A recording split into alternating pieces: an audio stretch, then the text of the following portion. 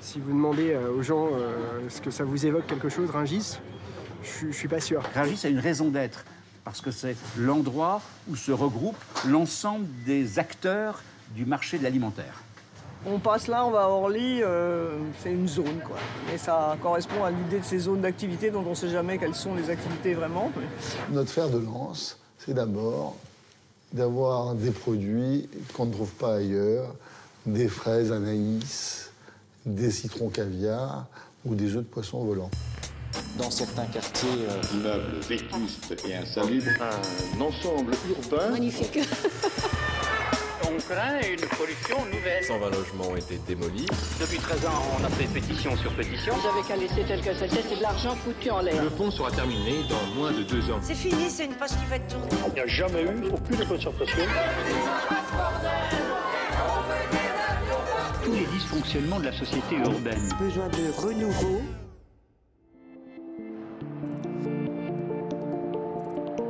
Qui se souvient encore du temps où Rungis n'était qu'un petit village du Val-de-Marne?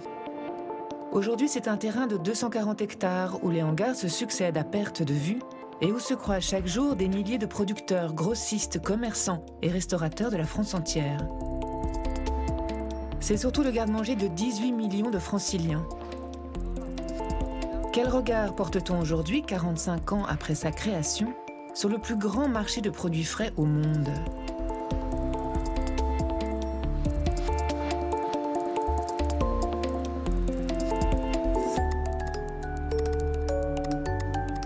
« 4h30 du matin, une nuit presque comme les autres à Rungis. Sauf qu'aujourd'hui, le marché accueille le ministre marocain de l'Agriculture. Merci beaucoup. C'est réciproque aussi. C'est les tomates du Sud. L'enjeu de la visite est de taille. Le Maroc réfléchit à un nouveau système de distribution centralisée de ses produits frais et souhaite prendre Rungis comme modèle. Alors on sort le tapis rouge.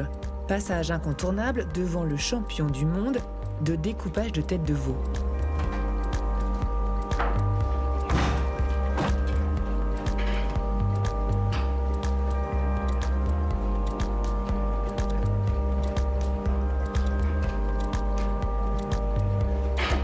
Merci chef. Et donc avec le cuir, on va vous fabriquer une tête de veau moulée. C'est important de voir dans quelles conditions ces produits peuvent être commercialisés, comment réagit le marché par rapport aux produits marocains. Et je pense que nous-mêmes aussi, de par cette visite, on veut au Maroc organiser le circuit de distribution et les marchés de gros, puisque c'est un marché de 33 millions de consommateurs qui est appelé à se développer, à consommer plus, et pour lequel nous travaillons pour son amélioration. Et cette visite est pour nous d'une grande importance stratégique pour mieux comprendre les enjeux.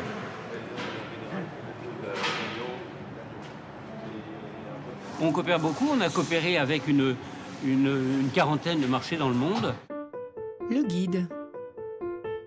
On avait même créé une joint venture avec la Chine. On a signé un accord avec la Russie pour construire un marché de gros à Saint-Pétersbourg, pour les aider, en fait, les accompagner au niveau du conseil. Et derrière, il y a une douzaine de marchés de gros, c'est-à-dire toutes les villes de plus d'1 million d'habitants en Russie pourraient effectivement bénéficier du savoir-faire en fait, français par l'intermédiaire de Rungis. C'est devenu un modèle par la force des choses, c'est par les contraintes. On a résolu une série de questions. La grande force de Rungis, c'est d'avoir sorti le marché du centre-ville au bon moment, au moment où on pouvait rester proche du centre-ville et être très bien desservi. Je crois que c'est la force, quand on parle du dernier kilomètre, la logistique du centre-ville, nous sommes en plein dans le sujet. Cette décision date de 1959. À l'époque, c'est au centre de Paris que les commerçants et les restaurateurs font leurs emplettes, et ce depuis près de 800 ans.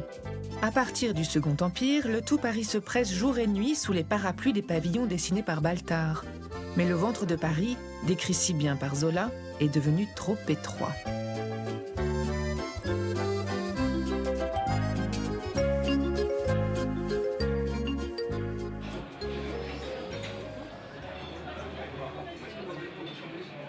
Alors, il y avait des problèmes. Alors, la population a cru quand même. l'historien. Et donc il y avait des besoins énormes d'encore plus de nourriture et ça devenait complètement encombré. On ne pouvait plus circuler, on ne pouvait rien faire. Et c'était, même pour les commerçants, enfin les marchands en fait, ça devenait impossible à vivre, c'était très difficile. De Gaulle charge alors le gouvernement de réfléchir à un emplacement où l'État pourrait organiser un marché moderne, digne de la croissance économique des 30 Glorieuses. Et la corporation des grossistes, déjà très bien organisée, est divisée. Nous sommes tout à fait pour le transfert des halles, pour la bonne raison, c'est que d'abord nous n'avons pas de place pour travailler, et deuxièmement nous travaillons dans des conditions d'hygiène qui sont tout à fait hors de pair de notre métier.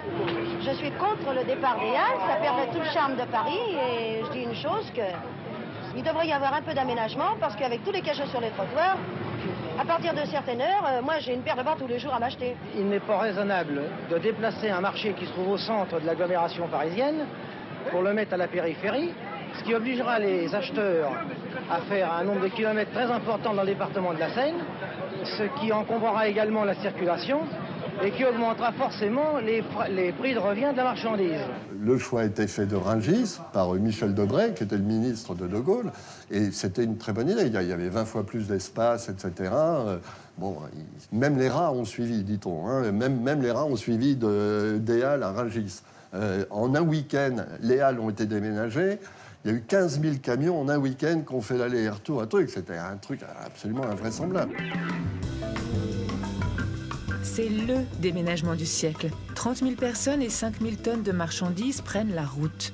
Un bouchon continue entre les halles de Paris et le nouveau marché de Rungis. Après 10 ans de travaux, le 3 mars 1969, les grossistes accueillent leurs premiers clients sous de vastes hangars, comme si de rien n'était. Sur place, les 12 pavillons des halles ont été reconstitués en plus grand, plus propre et surtout plus ordonnés.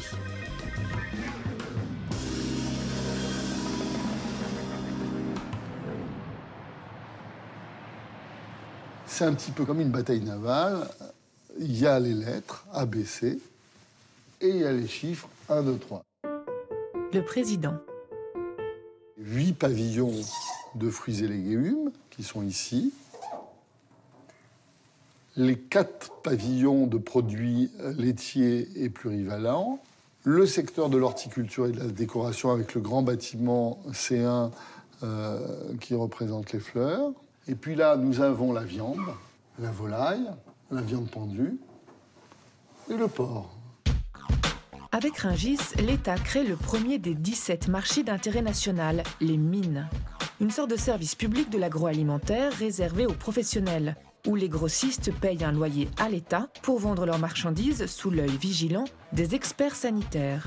Sur le carreau, les transactions se font de gré à gré, tout se négocie. Très vite, le mine de Rungis rencontre le succès escompté et gagne en superficie. Aujourd'hui, 12 000 personnes viennent y travailler quotidiennement. Le marché de Rungis fonctionne grâce à la logistique. C'est que les grands créateurs du marché, qui sont De Gaulle et Pompidou, ils ont eu une idée géniale, c'est de mettre les halles en dehors de Paris, pas trop loin, on n'est qu'à 6 km, ça n'est rien, et on est au confluent de la 6, de la Nationale 7 de Charles Trenet et de la 86. Alors autant vous dire qu'avec ces radiales qui enserrent le marché, eh bien, on peut facilement avoir nos 7000 gros porteurs chaque jour sur le marché sans aucune difficulté.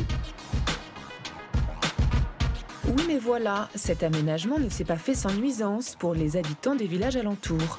L'État régalien a tranché et les localités subissent, sans broncher. Ici, vous avez le cordon ombilical ou le boyau, comme on veut, qui relie les deux parties de Chevilly-Larue. Le maire.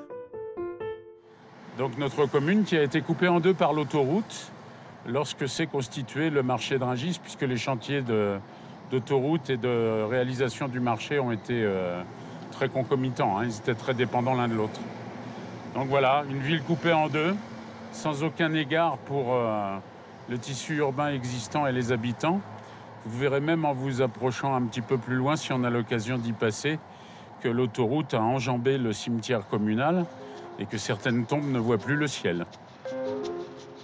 Résultat, impossible de prendre sa voiture le matin. Les camions sont partout et encombrent toutes les voiries. La commune connaît l'une des pires qualités de l'air en Île-de-France et ça n'est pas prêt de s'améliorer. Ce qui provoque des nuisances, c'est une évolution continue dans le temps qui a favorisé systématiquement le transport par la route au détriment du transport ferroviaire. La mine est équipée d'un faisceau ferroviaire qui a une capacité assez importante de desserte du marché, mais qui est sous-utilisée. En 2014, seulement 2 trains par jour arrivent à la gare du marché, en provenance de Perpignan avec des chargements espagnols et marocains. Le reste vient en camion des 4 coins de l'Hexagone. Rungis, c'est donc l'incarnation de la politique du tout routier développée par la France des années 60. Et côté client, c'est aussi par la route que l'on vient faire ses courses. Kamel est restaurateur et il fait chaque semaine aller-retour entre le Mine et son restaurant du 18e arrondissement. Rungis, c'est une corvée quand même. Hein. Le restaurateur. Il faut se lever tôt, la veille, il faut éviter de sortir. J'ai du mal à pas sortir. Et puis, ensuite, une fois sur place, c'est long, quoi. C'est 3-4 heures quoi, de course. Après, il y a le déchargement. Et après, au retour, il y a les bouchons. Et après, le déchargement. Bienvenue au marché international de Rungis. Veuillez insérer ou présenter votre moyen de paiement. Par contre, ici, c'est la conduite, quoi. Faut faire hyper gaffe. Ouf. Voilà. Pardon. Là, mon petit Kamel. Ça va? Comment tu vas? À la pêche? Ouais, on va prendre notre petit. Les connaisseurs préfèrent celui-là. Ouais, je sais. C'est combien, ça? Ça vaut 6 et 6,50. Ouais, vas-y, je t'en prends un.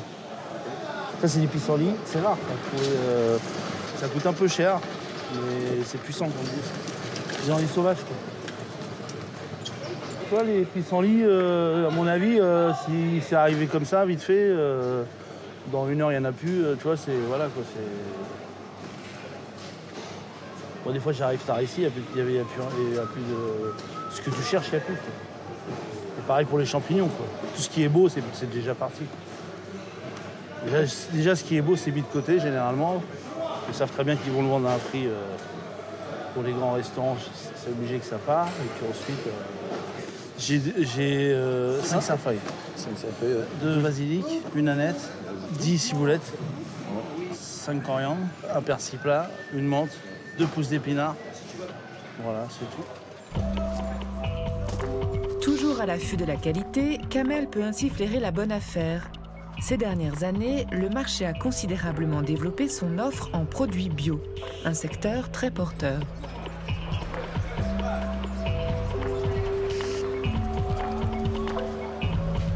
Bah là, c'est le top des légumes. Hein. Puis si tu achètes du bio et que tu vas pas à Rungis, c'est même pas la peine. C'est bien ici, ils ont pas mal de produits français. Parce que c'est ça surtout. Moi, j'aime bien.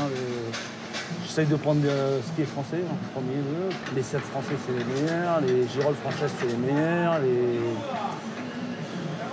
Les pommes, c'est les meilleurs. Je sais pas. Enfin, après, il n'y a pas de mandarine, mais même les clémentines corse, c'est les meilleurs. De la clémentine corse aux œufs de poisson volants au wasabi du Japon, on trouve tout à Rungis. Le marché compte aujourd'hui la plus grande diversité de produits au monde. 2 millions de tonnes et demie à l'arrivage chaque année. Il y a pourtant un spécimen que l'on croise de moins en moins souvent à Rungis, le client. Dans les allées du pavillon de la boucherie, par exemple, ils sont de plus en plus rares à se déplacer. C'est que désormais, le gros des transactions est scellé en coulisses, à l'ombre des entrepôts. À l'image de Boucherie Première, petite entreprise familiale des Halles, devenue grande à Rungis. Travaille toujours aussi mal, toi. Travaille toujours aussi mal. L'évolution par rapport à il y a une quarantaine d'années, c'est que le client, tel qu'il était, venait sur place, dans la boucherie.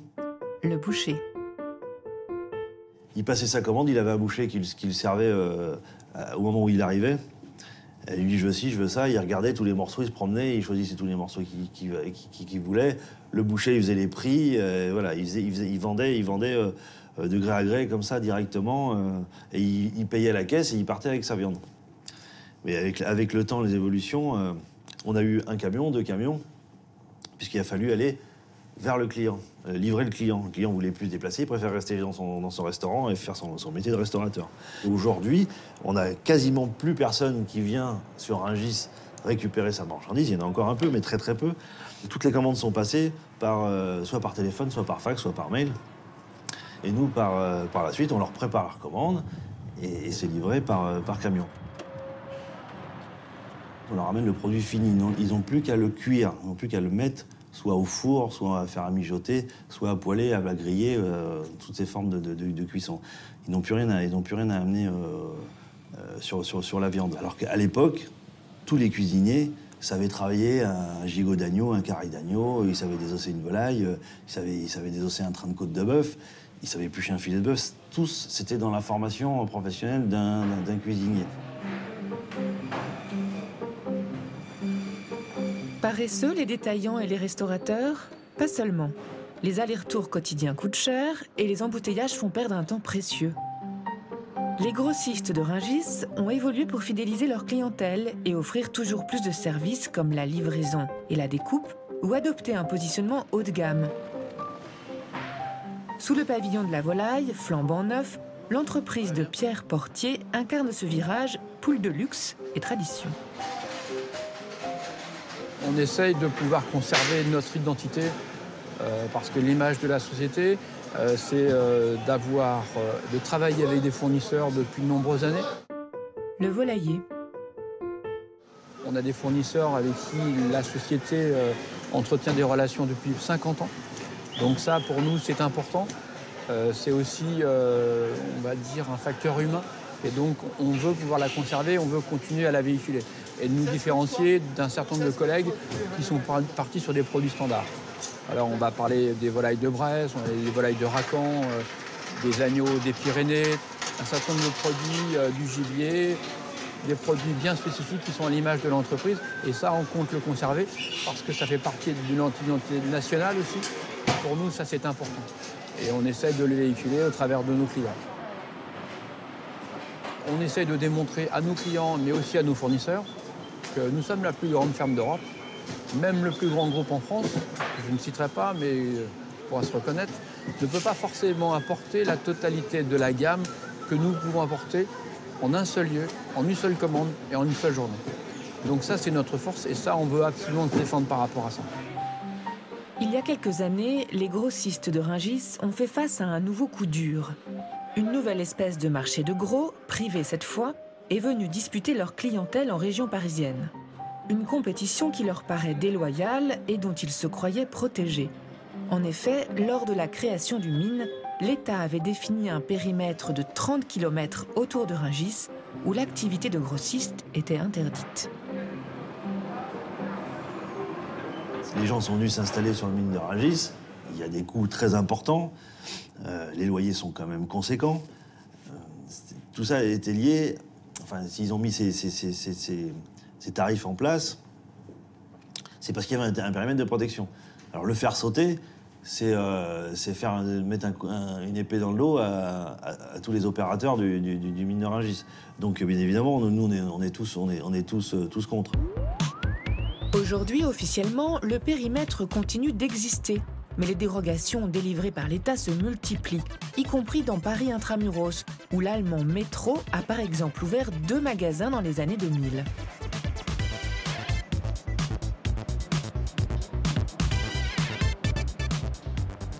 Moi, je pense qu'il y a une évolution naturelle de la législation des mines. La concurrence. Nous avons toujours eu finalement des dérogations. En échange de ces dérogations, nous nous sommes approvisionnés au départ sur les mines. Donc on s'est développé toujours en cohérence et en complémentarité des mines.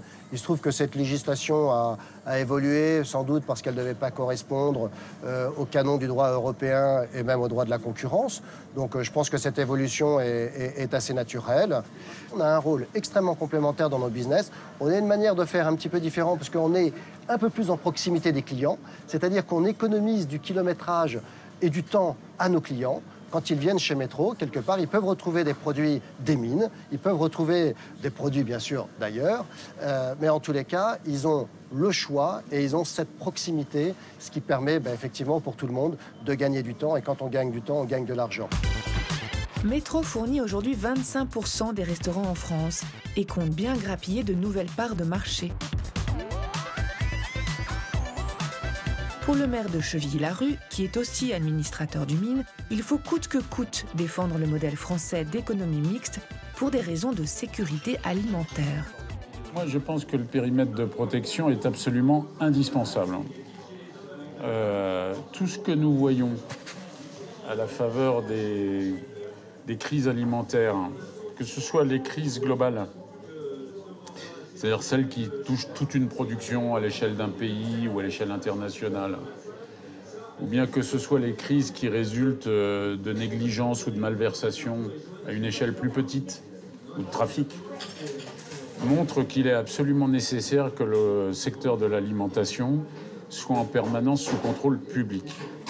La philosophie de la France, ça a été très tôt, c'est-à-dire après la guerre, d'adopter sur cette question de l'alimentation une démarche de protection de la santé publique.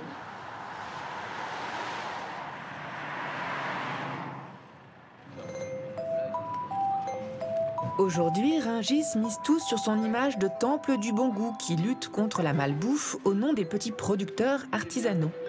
Tant et si bien qu'il est devenu le symbole du patrimoine alimentaire français. Fort de sa réputation, le marché place dorénavant ses produits dans les rayons des épiceries les plus chics et sur les tables les plus cotées de la planète.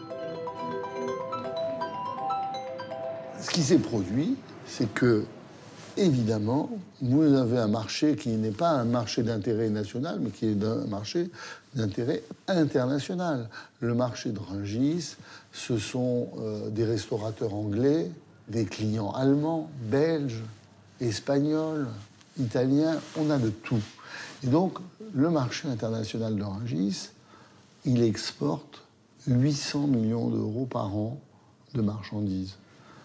10% de son chiffre d'affaires, ce qui est quand même quelque chose de tout à fait considérable, sans compter les gens qui viennent eux-mêmes sur le marché acheter et se faire livrer dans leur pays quand ils en ont besoin.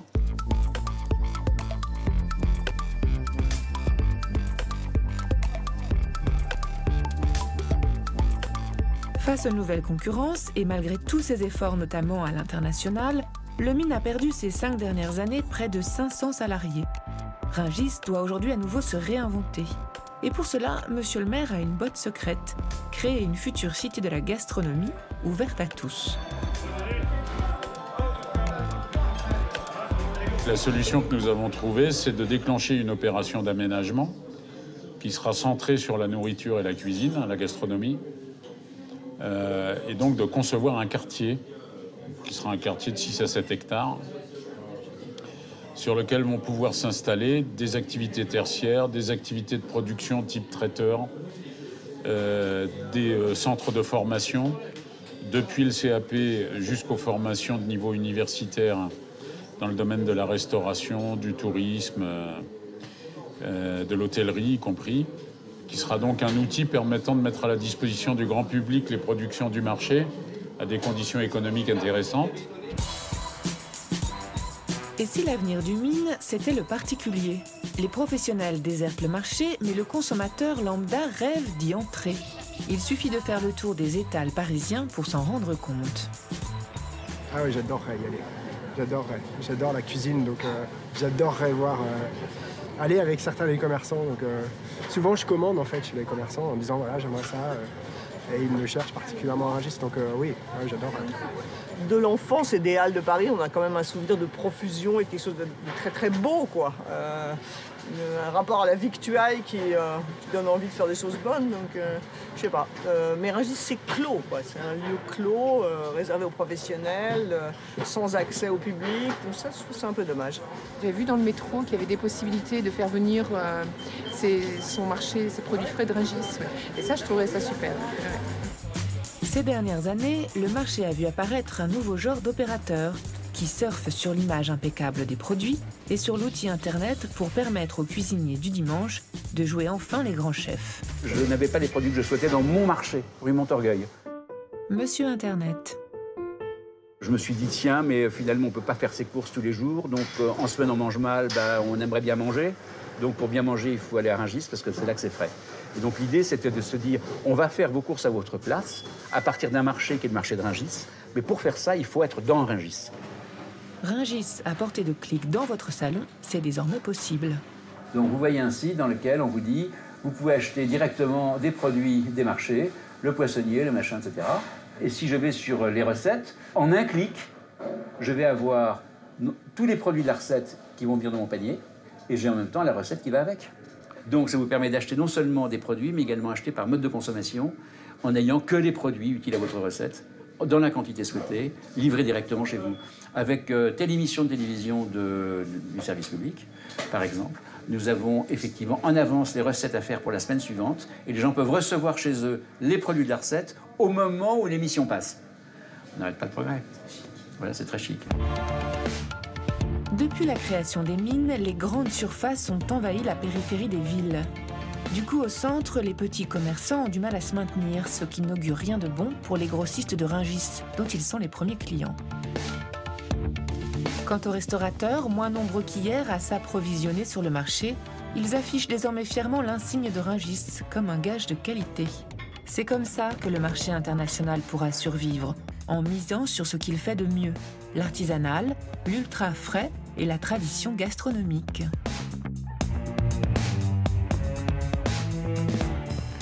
Dans certains quartiers, immeubles vétustes et insalubres, un ensemble urbain magnifique.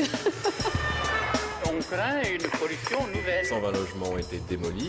Depuis 13 ans, on a fait pétition sur pétition. Vous avez qu'à laisser tel que c'était, c'est de l'argent foutu en l'air. Le pont sera terminé dans moins de 2 ans. C'est fini, c'est une page qui va être tournée. Il n'y a jamais eu aucune concertation. Tous les dysfonctionnements de la société urbaine. Besoin de renouveau.